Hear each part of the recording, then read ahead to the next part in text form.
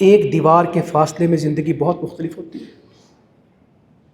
Hospital کے اندر اور باہر سے گزرنے والوں کو نہیں پتہ کہ اندر کیا ہے.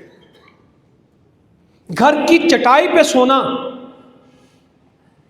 اور ہاسپٹل کے اتنے موٹے فوم پہ سونا، گھر میں لوڈ شیڈنگ میں رہنا اور ہاسپٹل کے ایئر کنڈیشنر میں رہنا، گھر میں سادہ پانی پینا اور ہاسپٹل میں ٹرے میں سجا ہوا کھانا، گھر میں سانس لینا اور آکسیجن سے سانس لینا، گھر کے ٹوٹے واش روم میں جانا اور ہاسپٹل کے ٹائلوں والے واش روم میں کسی کے سہارے سے جانا، گھر میں پانی پینا اور خوراک کی نالی کے ساتھ دودھ پینا، اپنی مرضی سے اٹھ کے دوڑ پڑنا اور کسی کے سہارے سے کروٹ لینا. میں جب کسی بوڑھے کو کانپتا ہوا دیکھتا ہوں میں کہتا ہوں اس کی جوانی کیسی ہوگی.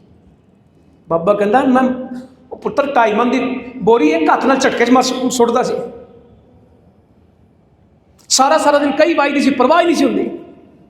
پترا تیرے ورگا تو میں ایک باہ نہ چک دیندا سی.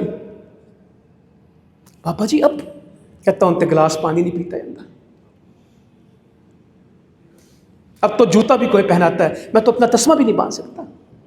جوانی کو غنیمت جان لے بڑھاپے سے پہلے، فرصت کو غنیمت جان لے مصروفیت سے پہلے. آج ٹائم ہے کچھ کرو، پتہ نہیں کل کیا بنے گا. تونگری کو خوشحالی کو غنیمت جان لے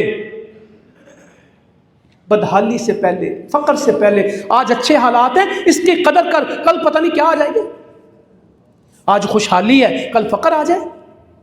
اور اس میں 5ویں چیز کیا ہے؟ زندگی کو غنیمت جان لے موت سے پہلے. 5 چیزیں ہیں: